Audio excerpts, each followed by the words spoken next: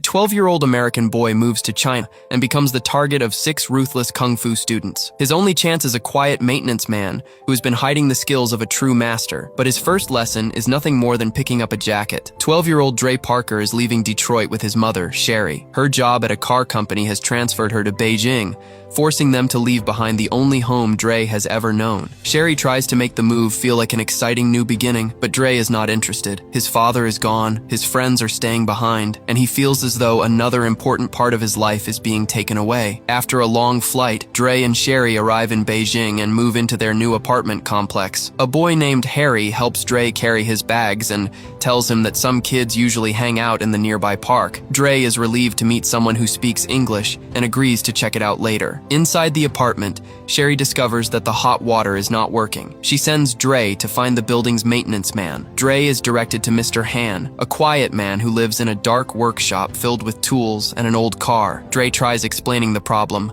but Mr. Han barely responds. Uncomfortable with the long silence, Dre gives up and leaves. Later, Dre meets Harry at the park. He tries joining a basketball game, hoping to fit in, but his lack of skill quickly leaves him embarrassed. He also challenges an older man at a ping pong table and loses almost immediately. That is when Dre notices Mei Ying, a girl sitting nearby with her violin. Dre cannot stop looking at her, so Harry encourages him to go introduce himself. Dre awkwardly tries speaking Mandarin, only for Mei Ying to answer him in English. The two begin talking, and Mei Ying becomes fascinated by Dre's hair. Their friendly moment ends when Cheng arrives with several boys from his kung fu school. Cheng's family knows Mei Ying's family, and he clearly does not want Dre near her. He orders Mei Ying to leave, but Dre steps between them and tells him to stop bothering her. Cheng immediately shoves Dre to the ground. Dre has learned a few basic moves back in America, so he gets up and tries fighting back. Cheng easily blocks him, throws him down, and strikes him repeatedly. Harry attempts to explain that Dre is new,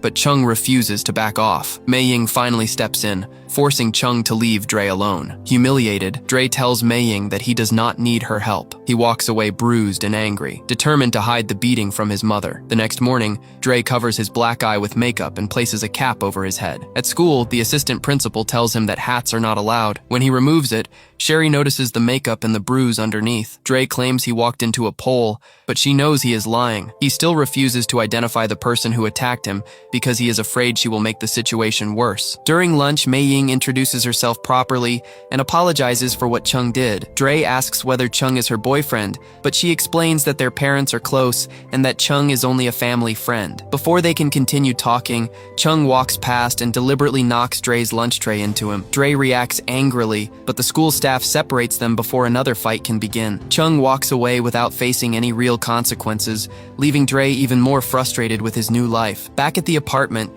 Dre watches martial arts on television and tries copying the movements. Mr. Han finally arrives to inspect the hot water. He explains that Dre only needs to turn on a switch, wait for the water to heat, and turn it off afterward. While working, Mr. Han notices Dre's black eye. Dre repeats the story about walking into a pole, but Mr. Han clearly does not believe him. Sherry soon returns and sees Dre's jacket lying on the floor. She tells him to pick it up, but he responds with attitude. She makes him put it away properly, while Mr. Han silently watches the argument. At school, Dre tries staying away from Cheng. He slips into the music room, where Mei Ying is practicing with her instructor. Her teacher stops her several times and says she is rushing through the piece. Mei Ying must learn to respect the quiet pauses between the notes, because her upcoming audition for the Beijing Academy of Music could shape her future. When the instructor leaves, Dre tells Mei Ying that he thought she sounded great. Their conversation is interrupted again by Cheng and his friends. Cheng mocks Dre, throws down his belongings, and warns him to stay away from Mei Ying. A short time later,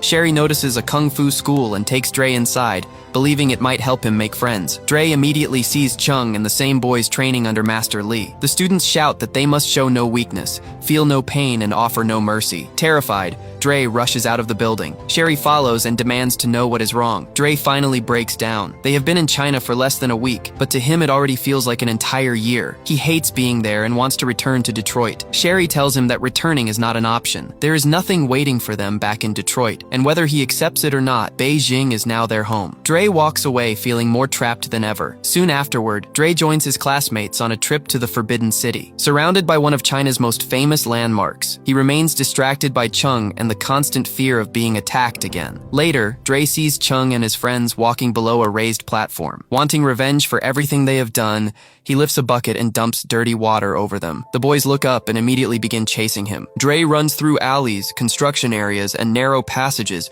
desperately trying to escape. For a moment, he believes he has lost them. Instead, Cheng and the others surround him. They grab Dre and hold him in place while Cheng punches him repeatedly. One of the boys sees how badly Dre is hurt and asks Cheng to stop. Cheng remembers Master Li's rule about showing no mercy and continues attacking. Just as Cheng prepares to strike again, Mr. Han steps out of the shadows and catches his arm. Cheng tries kicking him, but Mr. Han sends him to the ground with one controlled movement. The other students rush forward together. Mr. Han stays calm, avoiding their punches and turning their momentum against them. He traps their arms, changes their direction, and positions them so that they keep colliding with one another. The more angrily they attack, the easier they become to control. Within moments, all 6 trained students are on the ground. Dre can hardly believe that the silent maintenance man from his building has defeated them without losing control. Mr. Han takes Dre back to his workshop and places heated glass cups against his skin. The fire cupping treatment reduces the pain from the beating. Dre asks how Mr. Han learned to fight like that. Mr. Han explains that his father taught him kung fu, but he has never trained a student of his own. Dre immediately asks him for lessons. He wants to become strong enough to get revenge, but Mr. Han refuses. Real kung fu is meant for knowledge and defense, not anger. The best fight is the one a person manages to avoid. Dre points out that Cheng and his friends clearly have not learned that lesson. Mr. Han agrees that the students are not naturally cruel. Their behavior comes from the person teaching them. The real problem is Master Li. Mr. Han takes Dre to the Fighting Dragon studio and attempts to settle the conflict peacefully. When they enter, Master Li is watching 2 students spar. One fighter knocks the other down and stops because the match is clearly over. Master Li becomes furious. He strikes his own student and orders him to continue attacking, teaching everyone in the room that mercy is a weakness. Cheng identifies Mr. Han as the man who fought them. Mr. Han explains that 6 students attacking 1 child was unfair and that he only stepped in to protect Dr. Master Li refuses to discuss peace. Instead, he demands an immediate fight. Mr. Han declines, but Master Li blocks their path and says one of them must fight before they can leave. Mr. Han notices a poster advertising an upcoming open kung fu tournament. He agrees that Dre will compete against Master Li's students there, but only if they leave Dre alone until the competition. Master Li accepts. He orders his students not to touch Dre while he prepares, but warns that if Dre fails to appear, both Dre and Mr. Han will suffer. Outside, Dre is horrified. Until now, the boys could only embarrass him in private. At the tournament, they will be able to destroy him in front of an audience. Mr. Han tells him that Master Li's violence does not represent real kung fu. He promises to teach Dre properly and prepare him for the tournament. Dre arrives at Mr. Han's workshop early the next morning. He proudly demonstrates gymnastics, basic grappling, and several wild moves he claims to have learned in America. His performance ends when he crashes into one of Mr. Han's objects and breaks it. Mr. Han shows no interest in Dre's flashy movements. He points to Dre's jacket and tells him to pick it up. Dre obeys. Mr. Han then tells him to put it on, take it off, drop it, pick it up, and hang it on a post. Dre repeats the sequence over and over. Every time his posture or attitude changes, Mr. Han makes him start again. Dre expects punches, kicks, and advanced techniques, but the entire session consists of handling the jacket. When Dre returns home, he automatically hangs his jacket in the correct place. Sherry stares at him in surprise, wondering what has caused the sudden change. At school, Mei Ying tells Dre about the upcoming Qixi Festival, which is celebrated like Chinese Valentine's Day. She asks him to meet her at the Shaolin Theater during the event. Dre returns to Mr. Han's workshop, but tries leaving his jacket behind so they can finally do something different. Mr. Han already knows where he hid it and sends him back to get it. Even when rain begins falling, Dre continues the same movements outside while Mr. Han watches beneath an umbrella. Dre assumes the exercise must be teaching him to show respect, especially toward his mother. Mr. Han still refuses to explain the real purpose. Sherry arrives with tickets to the festival and has purchased an extra one for Mr. Han. He dislikes crowded places and tries declining, but Sherry refuses to accept his answer. At the festival, Dre makes an excuse and slips away to meet Mei Ying. He gives her a music CD, and they enter the Shaolin Theater together. The performance tells the story of 2 lovers who were separated by a river in the sky. Once each year, birds create a bridge allowing them to reunite. Inspired by the story, Dre promises to attend Mei Ying's audition. In return, she promises to watch him fight in the tournament. Sitting near the projector, Dre and Mei Ying share a quick kiss. Their shadows appear across the screen, drawing a surprised reaction from the audience before the two of them hurry away. During the next training session, Mr. Han once again orders Dre to begin the jacket routine. Dre finally loses his patience. He argues that he has wasted days picking up clothing while Cheng is preparing to beat him. Dre turns to leave, but Mr. Han stops him and tells him to put the jacket on one final time. As Dre raises his arm, Mr. Han suddenly grabs him. Without thinking, Dre performs one of the movements he has repeated hundreds of times and blocks the attack. Mr. Han attacks from another direction. Dre blocks again. Each motion from the jacket routine transforms into a defensive technique. Lifting the jacket becomes a block, dropping it becomes an escape, and hanging it becomes a strike. Dre realizes that Mr. Han has been developing his muscle memory from the beginning. The movements have entered his body so deeply that he can use them without stopping to think. Mr. Han explains that Kung Fu exists in every part of life. It is present in how someone moves, how they complete a simple task, and how they treat other people. It is far more than punching or kicking. Their training becomes more serious. Mr. Han takes Dre on a long journey by train and bus into the Wudang Mountains. They climb an exhausting staircase leading to a Taoist temple high above the clouds. At the temple, Dre sees people practicing different forms of Kung Fu. One woman stands perfectly balanced near a cobra. She moves slowly, and the snake follows every movement of her head. Mr. Han leads Dre to the dragon well. He explains that his father once told him the water contained special Kung Fu power,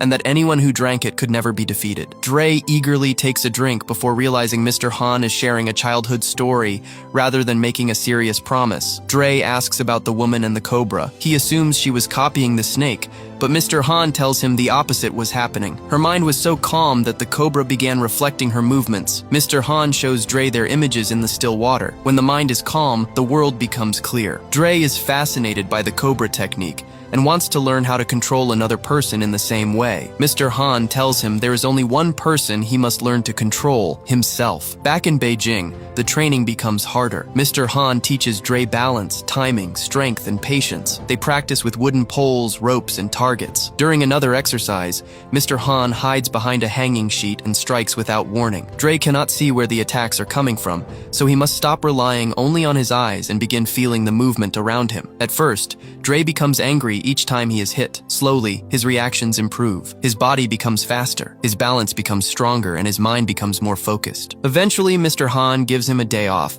explaining that too much training can become harmful. Dre finds Mei Ying, who is worried about her upcoming audition. Remembering Mr. Han's lesson about balance, Dre convinces her to take a short break from practicing. The two skip school and spend the day together. They visit an arcade, play games, and dance in front of an interactive screen. For a few hours, Mei Ying forgets about the pressure surrounding her future. The fun ends when her father calls. Her audition has unexpectedly been moved to that same day and begins in only a few minutes. Her father arrives and rushes her away. Dre follows them and enters the audition hall. Mei Ying performs in front of a serious panel. She controls her breathing, remembers to respect the pauses, and completes the difficult piece. Unable to contain his excitement, Dre stands and applauds loudly. His support makes Mei Ying smile, but her father is furious that Dre caused her to skip school before such an important event. Outside, Mei Ying tells Dre that her parents now consider him a bad influence. She's been forbidden from seeing him again. Before leaving, she reminds him that she still promised to attend his tournament. Heartbroken, Dre goes to Mr. Han's workshop, expecting another training session. Instead, he finds Mr. Han drunk and smashing the old car inside his home with a heavy hammer. Dre notices a photograph and a newspaper clipping. Mr. Han finally reveals that the people in the picture were his wife, Xiang, and his young son, Kang Kang. Years earlier, Mr. Han was driving with them during heavy rain. He and his wife began arguing, and his anger distracted him. He lost control of the car, causing the crash that killed them both. Mr. Han cannot even remember what the argument was about. Every year, he repairs the destroyed car piece by piece. On the anniversary of the accident,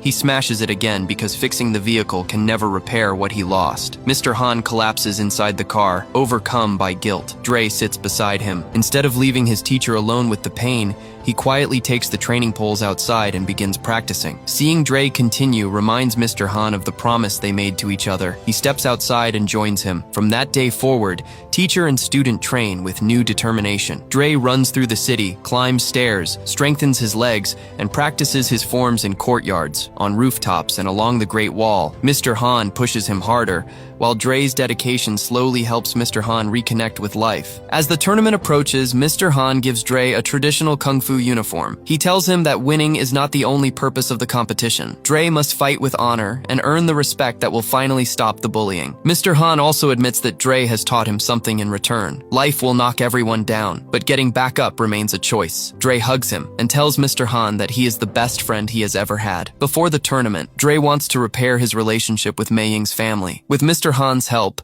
he prepares an apology in Mandarin and visits her home. Standing before Mei Ying's father, Dre accepts responsibility for his behavior. He explains that Mei Ying has made his life better and promises that, if given another chance, he will be a loyal and respectful friend. Mei Ying's father listens carefully. He tells Dre that his daughter promised to attend the tournament and their family does not break promises. Mei Ying will be allowed to support him. The day of the tournament finally arrives. The arena is filled with competitors, coaches, and families. Master Li enters with Cheng, Liang, and the rest of the Fighting Dragon students. Mei Ying arrives with her parents, while Sherry takes her place beside Mr. Han. Watching Cheng defeat an opponent brings back Dre's fear. When Dre's first match begins, he repeatedly avoids contact and steps outside the fighting area. The referee warns him that leaving the mat again will cost him a point. Mr. Han calls Dre over and reminds him to focus. Dre takes a breath, returns to the center, and trusts his training. This time he blocks his opponent's attack and scores. He follows with another clean technique and wins the match. The victory changes everything. Dre begins moving with confidence and advances through the tournament. The jacket movements appear naturally in his defense,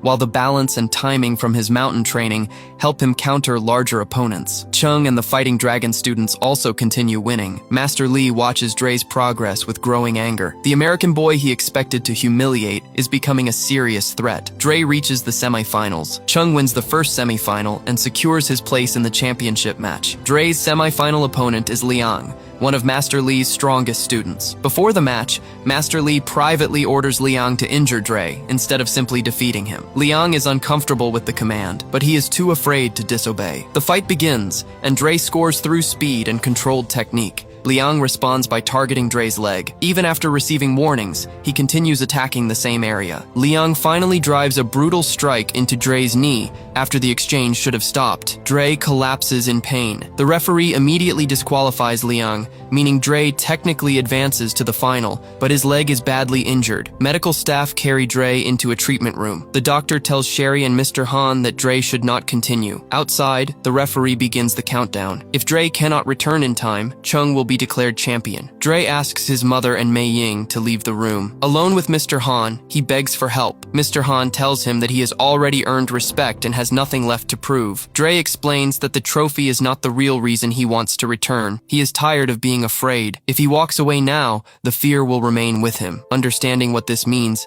Mr. Han performs fire cupping on Dre's injured leg. The treatment reduces enough pain for Dre to stand, but it cannot repair the damage. Every step still hurts. Just as the referee is about to award Cheng the championship, Dre appears at the entrance and limps toward the mat. The crowd rises and applauds as he takes his position. The final match begins. Cheng attacks aggressively and quickly discovers that Dre can barely support his injured leg. He targets it, knocking Dre off balance and scoring the first point. Mr. Han urges Dre to remain calm. Dre adjusts his stance, protects the injury, and begins using his speed. He avoids Cheng's next attack and answers with a clean counter, tying the match. The fighters continue trading points until the championship comes down to one final score. Master Li calls Cheng to the side and orders him to break Dre's injured leg. Cheng hesitates, but years of obedience force him back onto the mat. Cheng attacks the knee again. Dre falls and struggles to stand. The pain is so intense that he can no longer fight normally. That is when Dre remembers the woman at the Taoist temple. He rises on one leg and enters the cobra stance. His body becomes still, his breathing slows, and his attention locks onto Cheng. Cheng becomes confused by the unfamiliar movement. Without realizing it, he begins following Dre's rhythm, shifting his head and body in response. Cheng finally charges. Dre avoids the attack, launches himself backward, and delivers a powerful airborne kick that sends Cheng to the mat. The referee awards Dre the final point. Against every expectation, Dre Parker wins the tournament. The arena erupts. Sherry, Mei Ying, and Mr. Han watch proudly as Dre is declared champion. Master Li stands speechless, realizing that his cruelty has been defeated by the discipline and respect he dismissed as weakness. Instead of allowing an official to present the trophy, Cheng picks it up himself. He walks toward Dre and hands it to him with respect. Cheng and the other Fighting Dragon students then turn toward Mr. Han and bow. They are not only recognizing Dre's victory, they are acknowledging that Mr. Han represents the kind of kung fu master they should have been following all along. Dre raises the trophy as Mr. Han smiles from the edge of the arena. Dre came to China feeling alone, angry, and desperate to return home. Now he has earned the respect of his enemies, found a true friend, and finally discovered the courage to stand without fear.